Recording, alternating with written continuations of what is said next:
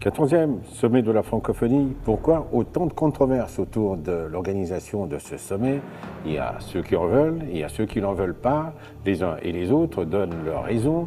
On ne sait pas encore très bien dire si ces raisons sont objectives ou pas, mais ça nous permet aujourd'hui d'en parler avec le professeur Isidore Ndayouel, NZM, commissaire délégué à l'organisation de ce 14e sommet prévu pour le mois d'octobre prochain.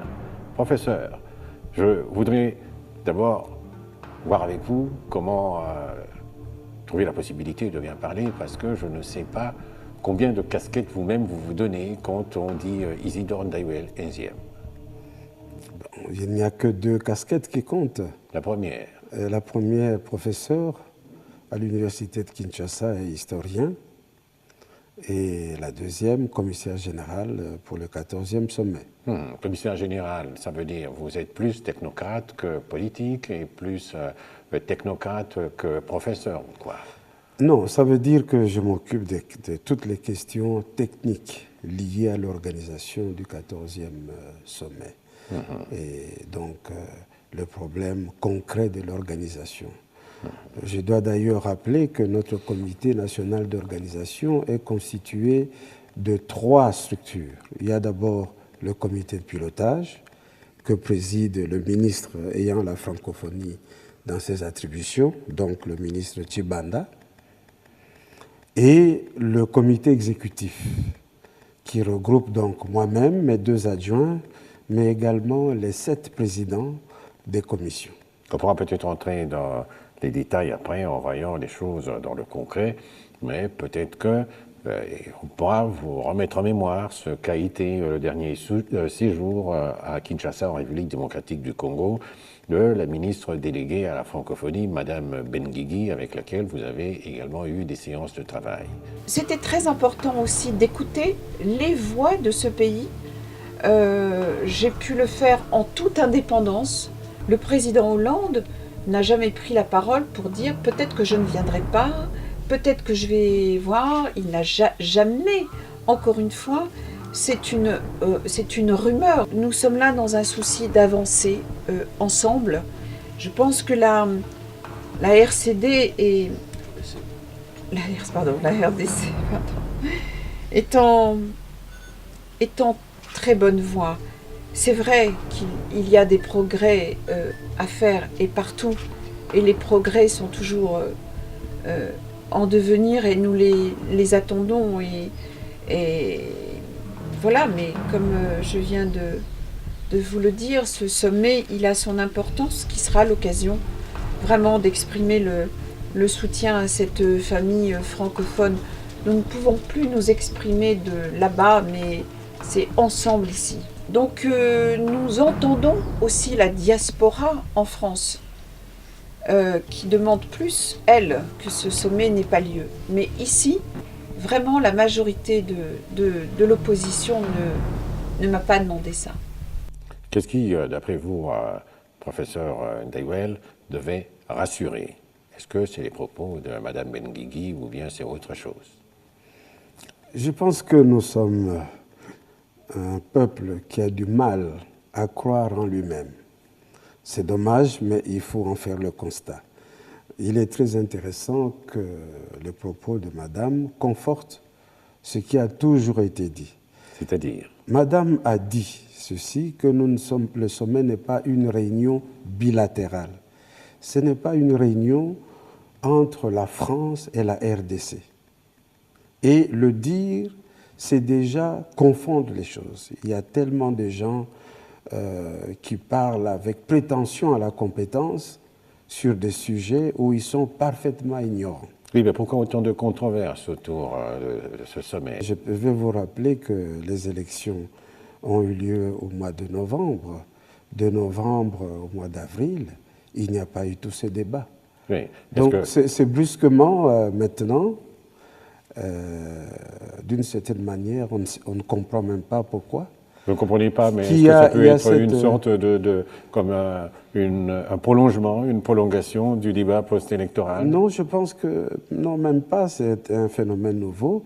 Il y a eu une focalisation sur le fait de l'arrivée au nom du président François Hollande, en oubliant, primo, que le sommet de la francophonie est une réunion multilatérale et que sommet de la francophonie n'est pas à confondre avec conférence des chefs d'État de France et d'Afrique. C'est déjà la première confusion. La seconde, elle-même l'a très bien dit, le président Hollande n'a jamais dit qu'il ne viendrait pas à ce sommet. Donc il y a une focalisation sur cette chose. Et c'est dommage parce que pour une réunion où il doit y avoir plusieurs chefs d'État, se focaliser sur un seul chef d'État, c'est comme si quelque part on minimisait les autres. Oui, mais c'est pas comme si vous c'est pas normal. Oui, mais ce n'est pas comme si vous voulez dire que un sommet de la francophonie puisse se tenir sans le président de la République française, par exemple. Mais légalement, il n'y a aucun problème. Le président français peut être absent, mais la délégation... Le problème pourrait être à quel niveau? Non, la délégation française sera toujours là. Je peux vous rappeler d'ailleurs à Montreux, je crois savoir que le président Sarkozy n'a pas passé la nuit, il est arrivé le matin, il est reparti le soir. Donc, il ne faut pas qu'il y ait cette focalisation. J'ai trouvé un mot formidable employé par le ministre Mende en disant qu'il ne faut pas que nous soyons quelque part les nostalgiques de la France-Afrique. C'est assez dommage d'insister. La France est un pays ami. Nous avons toujours eu la conviction que le président Hollande sera des nôtres. Nous n'avons jamais eu d'inquiétude à ce sujet. Vous parlez de nostalgie, vous parlez de France-Afrique, on peut parler du passé, on verra comment, peut-être avec vous, l'historien que vous êtes, partir des années 90, puisque la controverse a également été alimentée par tout ce débat autour d'une prime à la démocratie, autour d'un soutien ou d'un apport qui aurait pu être donné ou qui n'aurait pas dû l'être au gouvernement en place. Mais peut-être qu'on pourra essayer de prendre les choses au plus haut niveau de l'État en essayant de savoir comment le président de la République, Joseph Kabila, aborde la question. On a déjà, au niveau du ministre ou le ministère des Affaires étrangères, officiellement demandé aux Ougandais de nous expliquer exactement ce qui se passe. Et la réponse à cette demande, c'est que l'Ouganda n'a rien à voir. Quant à la présence du Rwanda, c'est un secret de polichinelle. Vous le savez, comme nous tous, comme tout le pays et le monde entier, qu'il y a un rapport qui a effectivement établi la présence et l'appui actif de ce pays à ce groupe constitué, M23, et bien entendu à d'autres groupes. Alors, est-ce que la diplomatie peut être une solution? De toutes les façons, je disais tout à l'heure qu'il y a ces trois pistes de solutions. Militaire, politique et diplomatique, ou soit les trois à la fois. Mais vous avez la réponse à cette question. Oui. Ce n'est pas la technique qui nous oppose à certains caprices, mais ça nous soumet à une évolution qui est assez particulière. De toutes les manières, suis à votre disposition. Mais de toutes les manières, nous sommes dans le contexte, et ce contexte est celui qui prévaut avant la tenue du sommet de la francophonie. Est-ce qu'on peut organiser ce sommet dans cette situation de crise et de malaise assez approfondie dans la partie est du pays, d'après vous? Mais absolument. Absolument, d'autant que le sommet est une opportunité, entre autres choses, pour résoudre le problème de la guerre. Puisque nous avons la possibilité de regrouper 75 chefs d'État et de gouvernement avec lesquels nous vivons une solidarité agissante autour de la langue française, nous sommes presque obligés, en tant que Congolais, à soumettre une résolution de condamnation de la situation actuelle. D'abord, la conférence des chefs d'État de France et d'Afrique n'existe plus. Ça a été aboli parce que c'était une structure quelque part néocoloniale. Les Africains n'ont plus marché là-dessus. Nous sommes dans une activité essentiellement multilatérale. Nous avons la possibilité à cette occasion de faire passer une résolution qui va dans le sens souhaité, et nous avons même la possibilité de demander qu'au niveau des Nations Unies, nous puissions nous concerter pour avoir une position commune face à cette question. Il est déjà prévu à ce sujet d'ailleurs que les échanges vont intervenir au niveau du Conseil de sécurité dès ce lundi, et on saura peut-être de quelle manière ça va évoluer par rapport à la situation qui prévaut dans la partie est du pays. Voilà Mais justement. Pour revenir encore à ce sommet, très brièvement peut-être, je voudrais que vous essayiez d'en évoquer le thème. Le sommet, il va tourner autour de quoi pour que les gens commencent à très bien comprendre de quoi il est question quand on parle de francophonie et de quoi il ne devrait pas être question. Bien, écoutez, le sommet, le 14e sommet, comme d'ailleurs pour tout sommet, c'est le pays d'accueil qui propose le thème. Et qu'est-ce que nous proposons? La RDC a proposé comme thème francophonie, enjeux environnementaux et économiques face à la gouvernance mondiale. Ce thème a été accepté et nous sommes là en décembre, le 1er décembre 2011. Le thème a été accepté et j'ose même préciser que la RDC a proposé déjà le projet de la déclaration de Kinshasa, la déclaration finale. Non, on n'est pas encore arrivé à cette déclaration de Kinshasa, mais on peut peut-être comprendre déjà pourquoi ce thème, puisqu'il a quand même été évoqué à Rio. Mais pourquoi sûr, ce thème non, encore bien à Kinshasa? sûr, à Rio, on a parlé de l'environnement, mais nous parlons aussi de l'économie. Nous estimons que cette thématique correspond exactement à notre situation. Pays aux ressources naturelles importantes, voire scandaleusement importantes, et ces ressources, finalement, n'interviennent pas beaucoup pour le relèvement du niveau de vie, mais au contraire, ça nous amène toutes sortes de malheurs. Et là, nous sommes justement au niveau de la gouvernance mondiale, face à des questions environnementales, incluant les ressources naturelles, face également au système économique international, avec la Banque mondiale, le Fonds monétaire international, où nous n'avons pas toujours notre compte. Nous avons osé poser ce problème. C'est ça la thématique de Kinshasa. À Copenhague, il y a, je crois, 2 ans, la question n'a pas été abordée de cette manière-là. L'Afrique, il n'y a presque pas eu de discours. Mais qu'est-ce que nous pourrons dire de différent de ce que nous n'arrivons pas à dire ou à faire entendre au sein de la rencontre des pays de bassin du Congo, par exemple? Il faut savoir qu'en matière de conférences internationales, j'ai pratiqué un peu la diplomatie multilatérale. Il y a une saine évolution. Ce n'est pas parce qu'à telle conférence X, tout n'a pas été traité que c'est la fin du monde. Parce que les années avancent, les mêmes thématiques sont reposées et il y a une meilleure compréhension des choses et c'est ainsi que se fait l'évolution du monde. Et qu'est-ce qui milite pour cette meilleure compréhension des choses, par exemple? Tout simplement parce que la meilleure valeur de cet univers, c'est l'homme. Et l'homme progresse, l'homme comprend mieux les choses, et ça va de mieux en mieux. Je peux vous rappeler, il y a quelques années, vous avez bien voulu rappeler que je suis historien, je peux vous rappeler qu'il y a quelques décennies, le fait de la Chine comme membre, pour que la Chine devienne membre des Nations Unies, était un problème. Le monde était divisé là-dessus. Et à chaque Assemblée générale des Nations Unies, le mot d'ordre était de refuser que la Chine soit reconnue.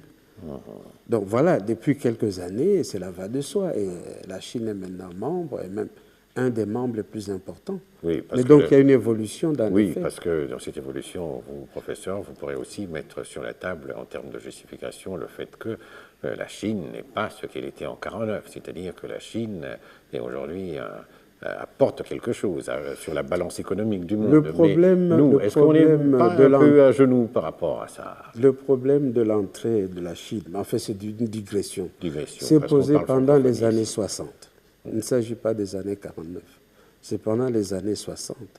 Notre pays, la RDC, a été confronté à cette question. D'ailleurs, un des éléments du coup d'État de 1965 qu'on a avancé, c'est parce que le gouvernement Kimba, pour la première fois de 1960, n'a pas voté contre l'entrée de la Chine, mais s'est abstenu.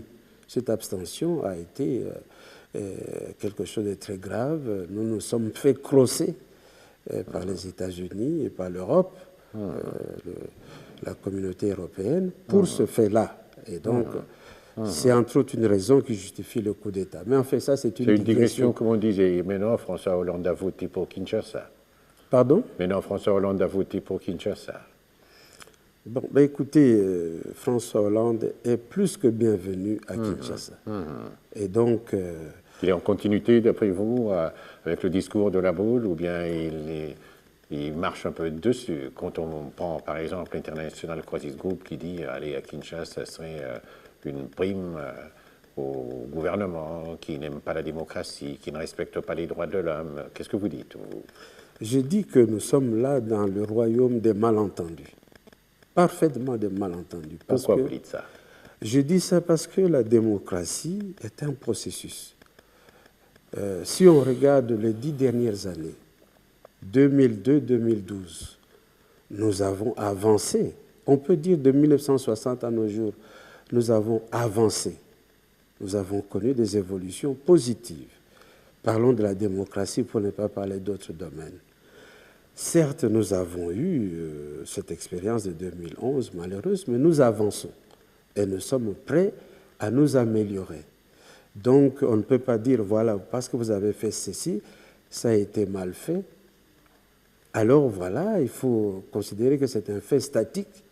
Il n'y a pas d'amélioration possible. C'est pour ça que je dis, c'est le royaume des malentendus. Je prétends que si on veut qu'il y ait une évolution, une avancée dans la démocratie au Congo, on doit soutenir, on doit être d'accord pour qu'il y ait le sommet de la francophonie.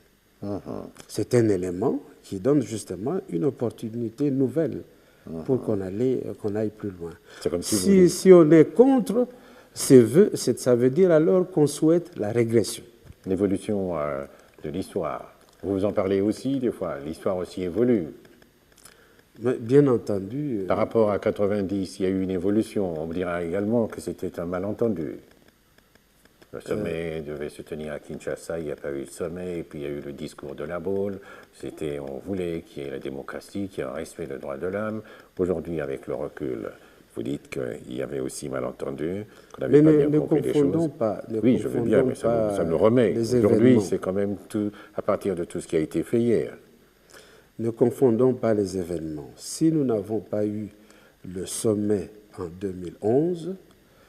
En 90. En 91, excusez-moi. 91, 90. En 91, en 91, comme nous le disons également, ce n'était pas à cause de la France. Le pays qui a essentiellement milité pour que le sommet ne se tienne pas, excusez-moi de vous donner l'information, c'était plutôt le Canada. C'était le Canada. Donc, nous sommes au royaume des malentendus et des informations mal maîtrisées. C'est parti du Canada. Et c'était sur base d'une méprise, parce qu'on a cru à ce moment-là qu'il y avait des centaines et centaines d'étudiants massacrés, tués impunément au campus de Lubumbashi. Aujourd'hui, demain, quand vous écrirez encore... quand vous ajouterez d'autres tomes à ce que vous avez écrit en tant qu'historien, en très peu de mots, qu'est-ce que vous diriez de ce qu'il y avait à Lubumbashi? De ce qui s'est passé à Lubumbashi?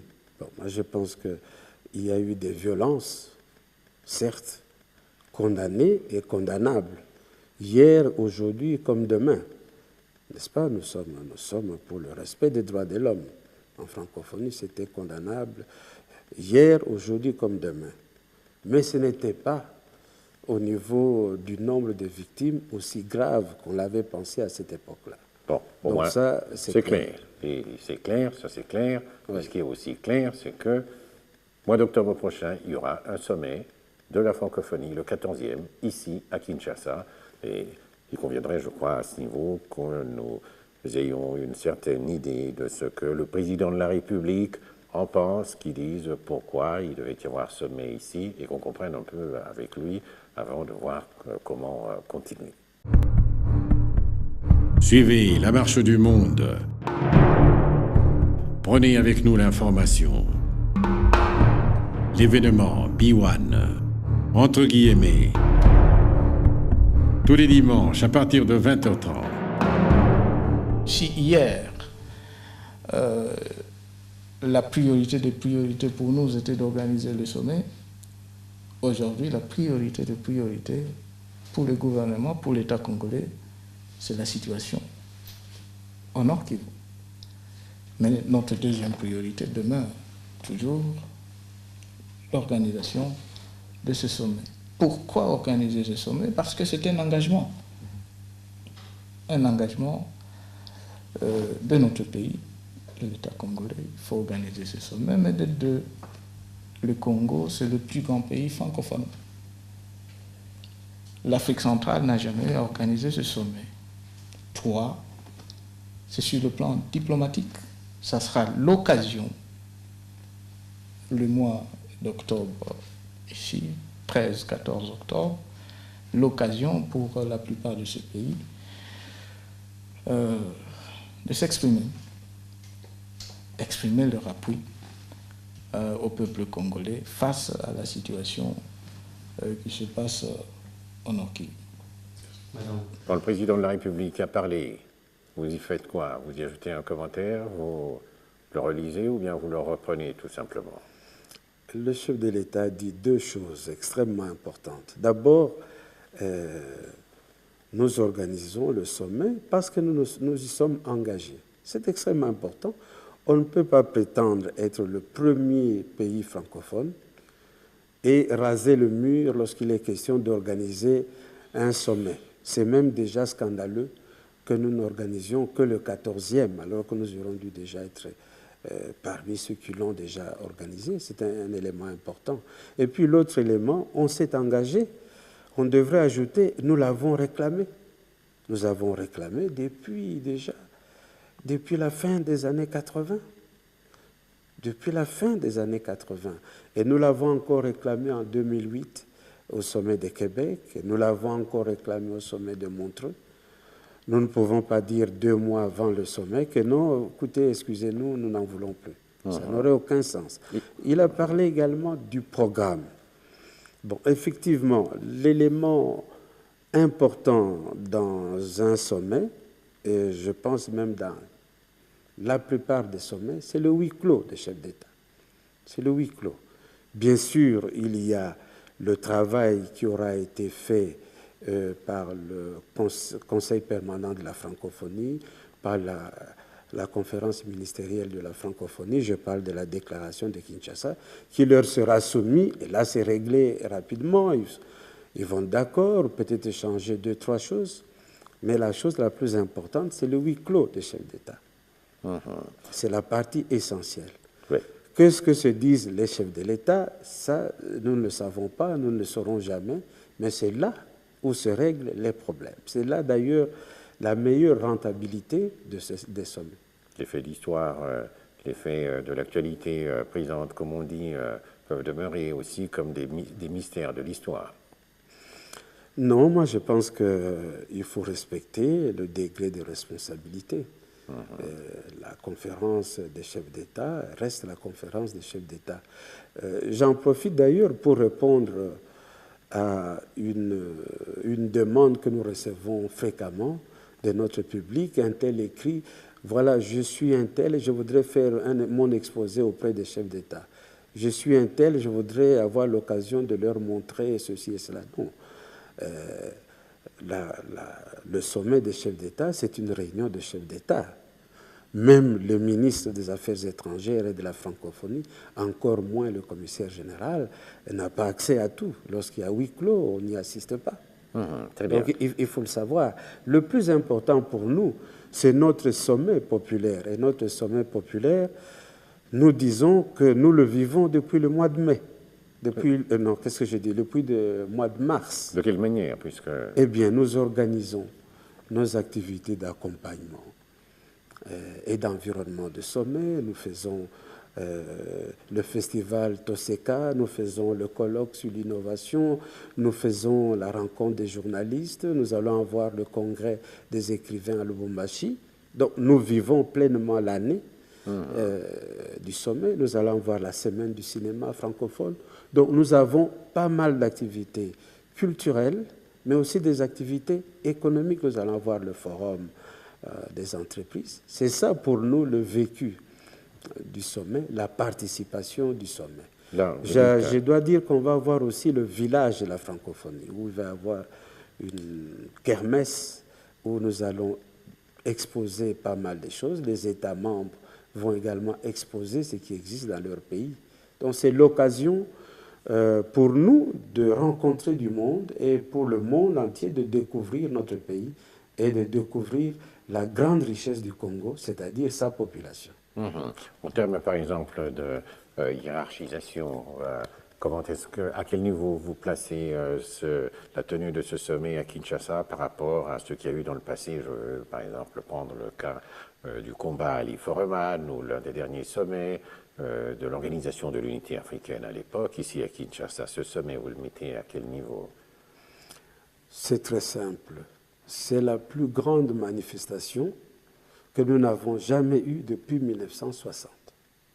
Nous n'avons jamais eu une telle manifestation. Ben, imaginez-vous des délégations provenant de 75 États,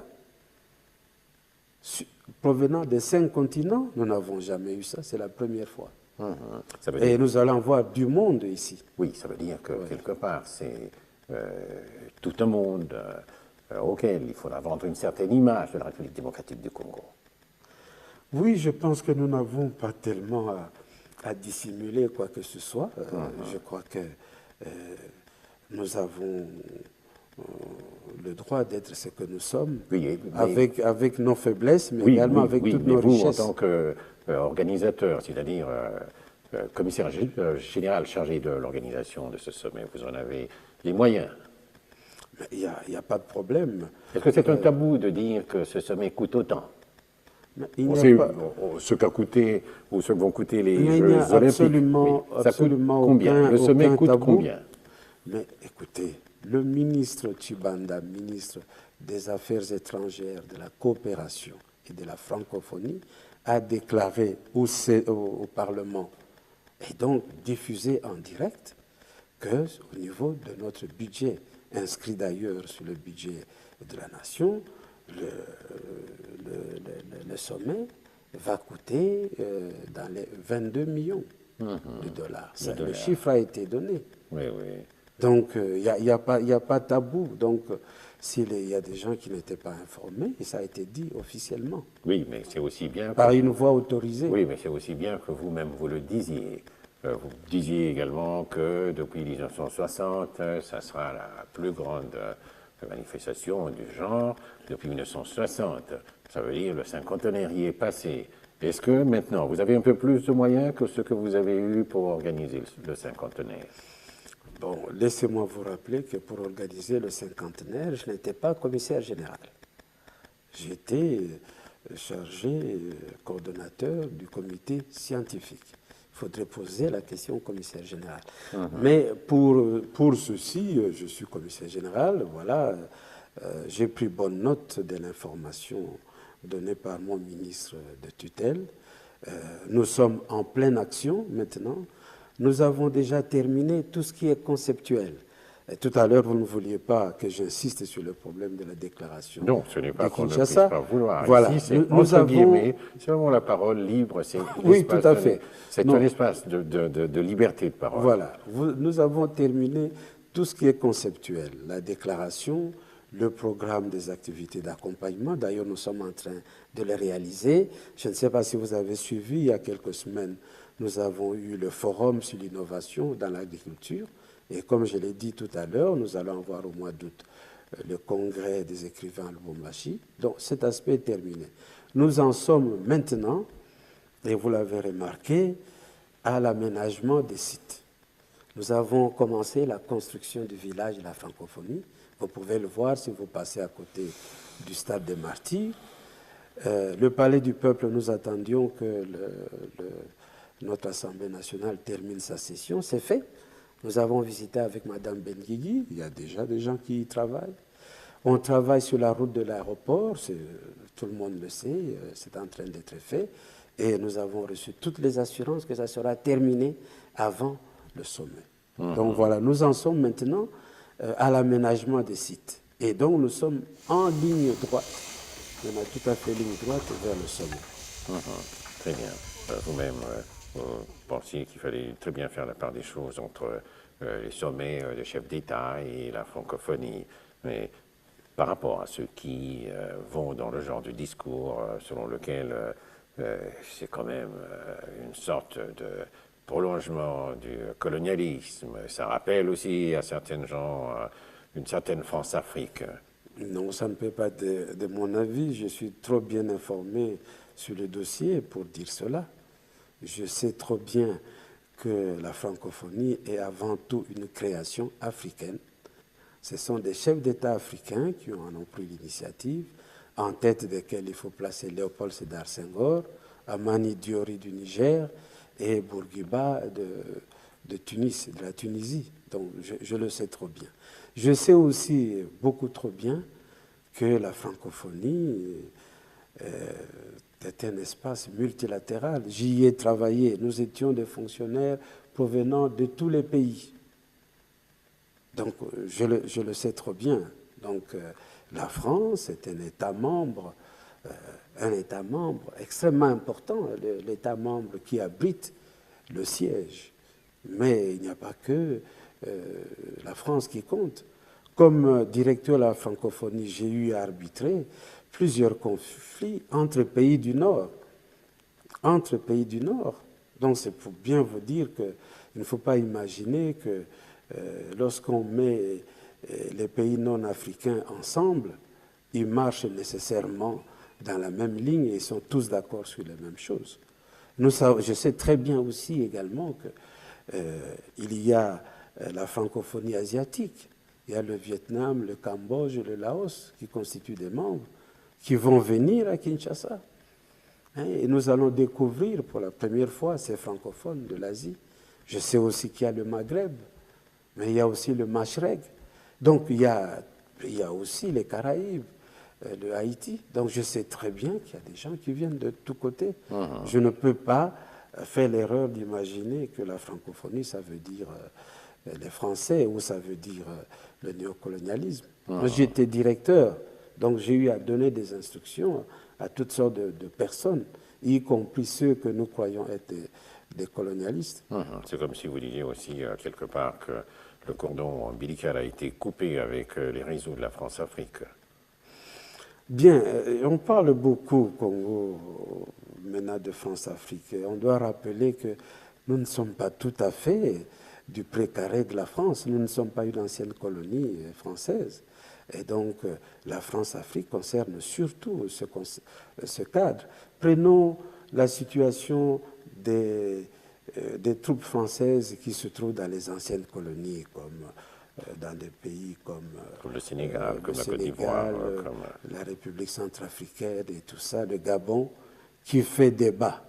Mais nous, la dernière fois que nous avons vu les troupes belges ici, c'est en 1960. Depuis juillet 60, nous leur avons dit de partir, il n'y a plus jamais de troupes, sauf dans des opérations spéciales comme la guerre de Kolwezi en 1977. Donc, nous ne sommes pas au même niveau. Ils ont le franc CFA qui signifiait comptoir français d'Afrique, mais nous n'avons rien à voir là-dedans. Nous sommes dans le franc congolais. Donc, c'est vraiment comme ça, à la louche, que nous ajoutons le Congo dans ces problématiques qui sont essentiellement des problématiques de la France et de ses anciennes colonies. Nous ne faisons pas partie du champ, comme on le dirait au ministère des Affaires étrangères européennes. Donc nous n'appartenons pas à ce précaré. Mais finalement, dans la francophonie, nous nous retrouvons avec tous ces pays, avec la France. Nous avons la chance d'avoir des rapports beaucoup plus sains avec la France, parce que la France ne nous a pas colonisés. Et donc je pense que c'est un atout important pour nous pas seulement pour régler nos problèmes congolais, mais également les problèmes de l'Afrique dans son ensemble avec la France. Voilà, l'avant-sommet et aussi celui-ci fait une certaine controverse. Le sommet maintenant, il est dans les préparatifs, dont certaines charges vous incombent. Et l'après-sommet, de quoi sera-t-il fait? D'abord, nous gardons la présidence de la francophonie pendant 2 ans. Le chef de l'État de la RDC reste le chef de l'État de la francophonie pendant 2 ans. Est-ce qu'il y a quelque Jusqu'au intérêt à prochain cela? sommet. Qu'est-ce qu'on peut en tirer comme bénéfice, comme intérêt? Énormément de choses. Lesquels, par exemple? Mais lorsqu'il est question de la francophonie, rien ne pourrait se faire sans l'aval de la République démocratique du Congo. Au niveau de la conférence ministérielle, c'est le ministre congolais qui détient la présidence. Et lorsque nous sommes dans les pays membres, je l'ai déjà dit, l'ambassadeur de la RDC sera le président du groupe des ambassadeurs francophones pendant 2 ans. Pour le moment, c'est la Suisse qui détient cette prérogative. Et c'est pendant le sommet, le 13-14, que la Suisse va pouvoir remettre officiellement à la RDC cette présidence. Du reste, pour la conférence ministérielle, la Suisse a déjà remis cette présidence au ministre des Affaires étrangères, de la coopération, de la francophonie, de la RDC. C'était le 1er août. Voilà comment ça va se faire. Et donc, à ce niveau-là, nous avons, sur le plan international, une position dominante extrêmement importante. Extrêmement importante. Toute la question maintenant revient à la RDC de pouvoir rentabiliser cette position. Et si on vous demandait des suggestions? Oui, c'est à voir. Donc, il faut que nos états-majors politiques, intellectuels, etc., réfléchissent sur cette position. Je crois avoir fait remarquer d'ailleurs que lorsqu'il y a la conférence des Nations Unies, et lorsqu'on fait passer les chefs d'État africains, on les fait passer souvent vers la fin, au moment où la salle de la plénière est quasi vide. Quasi vide. Maintenant, comme président de la francophonie, le chef de l'État de la RDC va se situer dans le premier peloton. Donc, sa voix a une plus grande importance et une plus grande résonance. Et on ne peut pas négliger cela. J'ai failli dire, oui, tout ça très bien entendu, mais j'ai failli dire stop pour essayer de voir un peu les choses autrement avec vous avant de continuer. Est-ce que vous êtes de ceux qui considèrent que nous sommes en ce moment-ci dans une crise politique aussi? Bien sûr, j'en suis conscient, mais la crise en sociologie est toujours l'état qui précède l'évolution, la mutation. Il n'y a pas de société sans crise. Et quels sont les éléments, les Je facteurs sais que vous faites allusion aux élections, mais parlons-en. Oui, allusion, c'est une interprétation, ça. Oui, non. Mais parlons-en, si vous voulez, de cette manière-là. On peut en parler. Et je voudrais en parler sous une forme de métaphore. Ce n'est pas parce que forcément il puisse y avoir une allusion, mais c'est vous, si demain vous écrivez un livre d'histoire, comme vous en avez écrit d'autres, vous direz qu'il y a eu tel facteur qui ont permis de dire que... Oui, bon, je vais dire ceci, sous forme métaphorique. Nous avons connu un deuil. Et le deuil, c'est les élections qui se sont plutôt mal passées au niveau de l'organisation. Ça a été dénoncé par tout le monde, y compris par le chef de l'État, qui a dit, voilà, il y a des ratés. Et nous savons très bien que cet élément-là n'est pas prémédité. Le président Kabila ne s'est pas dit « Ah, j'ai eu un premier quinquennat, j'étais trop tranquille. Maintenant, faisons tout pour que les élections se passent mal afin que j'ai quelques problèmes pour le second quinquennat. » Non, ça n'a pas été prémédité. Nous sommes dans une situation où les choses se sont mal passées. Maintenant, est-ce que nous allons continuer avec ces deuils? Ne faut-il pas clôturer quelque part le deuil? Comment? organiser le 40e jour des élections de 2011, c'est-à-dire décider de tirer un trait sur cela. La seule chose qu'on peut faire, la seule manière de corriger le passé, c'est de prendre les bonnes résolutions pour l'avenir. C'est tout ce qu'on peut faire. Qu'est-ce qu'il fallait Mais faire? imaginez qu'on ne tienne pas le sommet parce que ça va résoudre les problèmes du passé, c'est tout à fait impossible. Nous, on le sait. Et donc, demander que le sommet n'ait pas lieu n'a aucune dividende pour personne, même pas pour l'opposition. Ça, exactement 0 dividende. Alors, pourquoi se faire mal pour rien? Pourquoi se faire harakiri inutilement? Ne vaut-il pas mieux profiter de cette opportunité pour que nous puissions aller plus loin? Hein? Nous avons connu des difficultés, nous le reconnaissons. Nous sommes décidés à faire mieux. Nous avons tous pleuré parce qu'il y a eu des choses qui n'ont pas bien marché. Je veux faire allusion, par exemple, au mécontentement dont on entend parler, même dans les camps présidentiels, parce que un tel ne comprend pas comment il n'a pas été élu.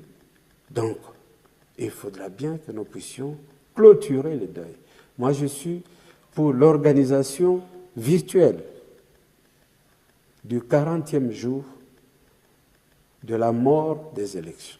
Madame Benguigui, Et je pense qu'il faut le faire maintenant. Madame Benguigui, avec laquelle vous avez travaillé, il a également rencontré Monseigneur Mosengo, Oui. le cardinal. Aujourd'hui, on dit cardinal. On doit dire cardinal, Oui, parce on doit qu'il est dire cardinal. Oui, on dit cardinal. Il a également rencontré un certain membre de l'opposition, de la société civile. En bref, quand vous en avez échangé, je comprends que vous avez convenu qu'il faille aller de l'avant. Et aller de l'avant, c'est ce que vous exprimez, en d'autres termes, par cette façon de faire le 40e jour du deuil des élections. Oui, mais on met quoi sur la table pour dire, bon, voilà, on fume le calumet de la paix? Eh bien, pour aller plus loin, il suffit de décider que la situation ayant été celle-là, nous allons corriger cela au niveau des prochaines échéances électorales. Il y a les législatives, et puis il y a les présidentielles dans 5 ans. 5 ans, c'est vite passé, c'est tout. Je pense qu'il n'y a pas moyen de faire. Il n'y a rien d'autre à faire. Continuer à estimer que pendant 5 ans, nous devons créer une guérilla permanente entre nous, comme je l'ai dit, c'est se faire harakiri à la manière japonaise. Prendre le couteau, s'enfoncer, se tuer pour rien. On comprend très bien, le sommet aura lieu. Il se tiendra à Kinshasa. Il n'y a plus de débat par rapport à ça. Mais il faudra que le sommet se tienne dans les conditions les meilleures, les conditions qu'il faut. Vous, le technocrate, dans cette affaire, y a-t-il quelque chose que vous pouvez faire pour qu'il en soit réellement ainsi, ou bien quelque chose que vous pouvez suggérer aux politiques pour qu'il en soit ainsi comme nous le disons? Mais je pense que la situation est plutôt bonne. J'ai suivi avec intérêt l'interpellation à l'Assemblée nationale du ministre Tshibanda sur la francophonie. Et en conclusion, Germain Kambinga, honorable, celui qui a fait la motion, je pense qu'il est de l'opposition, concluait en disant non, nous devons nous mettre ensemble pour pouvoir d'abord convaincre les différents États de venir à Kinshasa, de faire le déplacement de Kinshasa, et nous devons préparer le sommet ensemble. C'était un propos extrêmement responsable. Je regrette d'ailleurs qu'on n'en ait pas fait davantage allusion. Il a conclu de cette façon. Je pense que de plus en plus, nous sommes dans cet état des choses. Je suis en train de suivre Yamina Benguigui. Je crois avoir entendu qu'elle a dit. J'ai reçu des gens de l'opposition, à part d'eux. Tous les autres, estimé que le sommet doit se tenir. Donc je trouve ça extrêmement responsable de la part de notre opposition, hein, parce que nous devons maintenant reconnaître que au-delà des divisions politiques, régionales, etc., qui existeront toujours, nous constituons une nation. Et cette année, nous avons deux grands défis qui mobilisent l'ensemble de la nation. C'est la guerre et le sommet. Je pense que c'est une belle continuité après le cinquantenaire qui est également un temps fort de l'unité nationale. Je ne peux que m'inscrire pour travailler dans ce sens, à la fois pour que sur le plan psychologique, notre population soit prête, vraiment prête à vivre l'événement du sommet, et également sur le plan matériel et logistique, pour que le sommet soit réellement un succès, c'est-à-dire que tout se passe très bien. Mis à part les thèmes, en quoi ce sommet sera différent de celui de Montreux, de celui de Québec et de ceux qu'il y a eu dans le passé? Quelle pourra être la particularité? La particularité, elle est simple. D'abord, Montreux n'est pas Kinshasa, et Kinshasa n'est pas Montreux. C'est la palissade, ça, c'est un premier élément. Deuxièmement, c'est le premier sommet en Afrique centrale.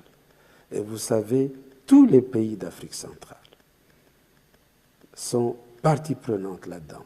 Le Burundi a même dit qu'ils sont prêts à amener les tambourinaires burundais à leurs frais. À leurs frais. Dans tel autre pays, je me rappelle, à Paris, à La Réunion, on nous disait, lorsqu'il y a quelque chose chez les grands frères, tous les cadets sont là. Je pense que mes collègues que j'ai envoyés à Québec pour le festival, pour le forum de la langue française, sont revenus avec énormément de déclarations, des gens qui disent Kinshasa, nous attendons de venir à Kinshasa. Beaucoup de gens, contrairement à ce que nous pensons, ne connaissent pas notre pays. Et ils sont très heureux de venir nous voir. Je crois que énormément de gens, nous pensons que tout le monde connaît bien ce qui se passe ici, mais non.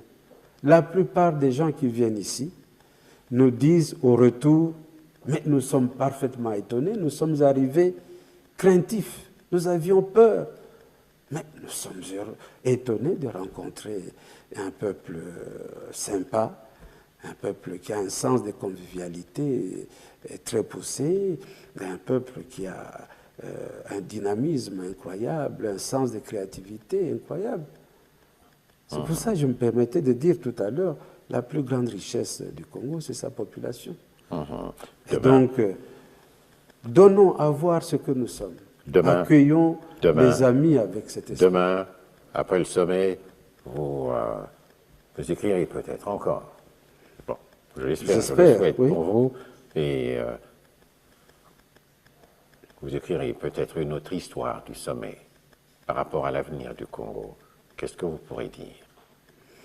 Je dirais que d'abord, l'instance qui écrit l'histoire, c'est le peuple lui-même.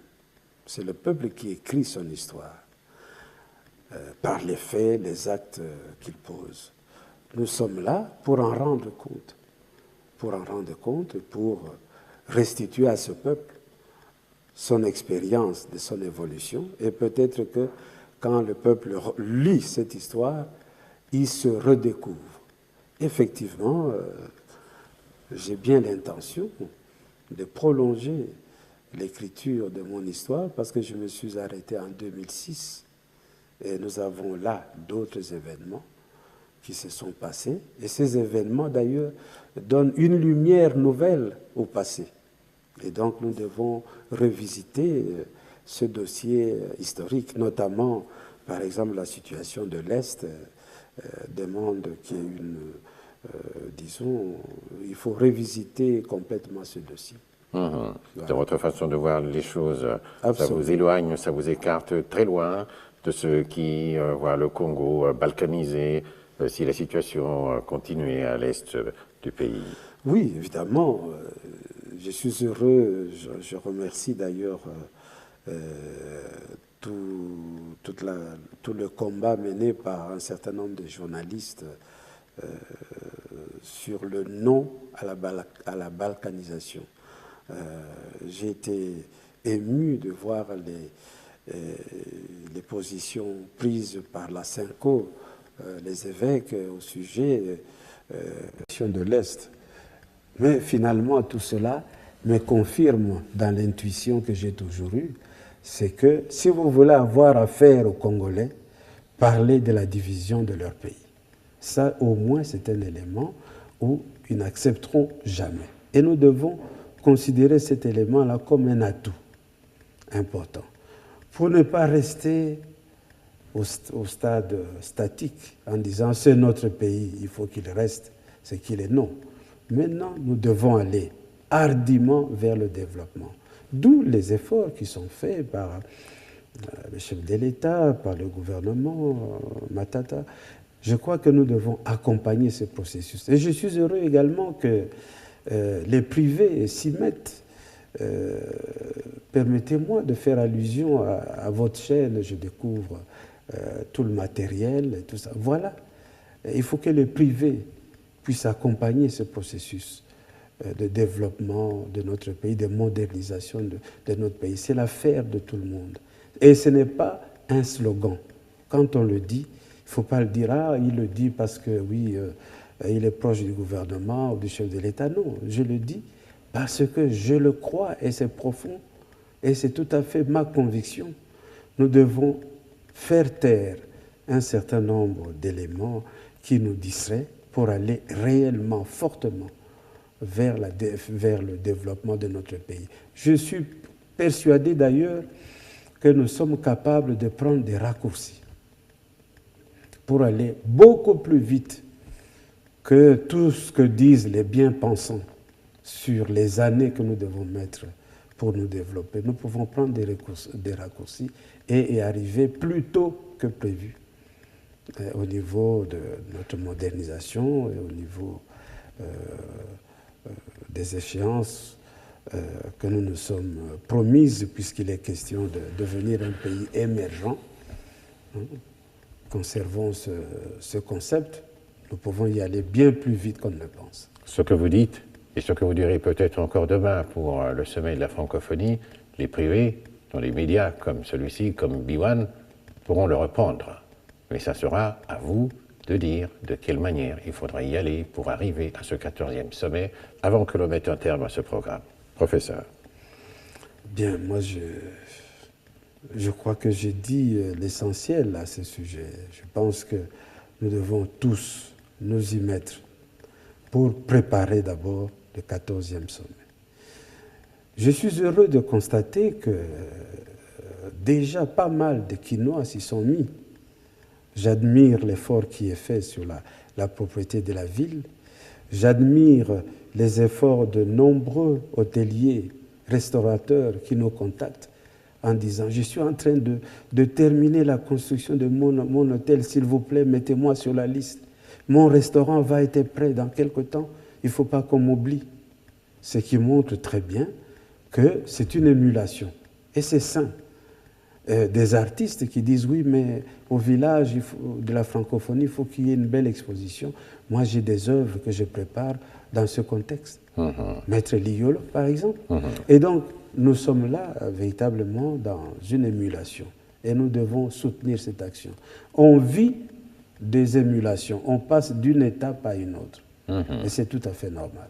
Pour une réponse très brève et très claire, en termes d'invités, en termes de personnalités attendues, de délégués, de tous ceux qui seront à Kinshasa, vous aurez la gestion de combien de gens?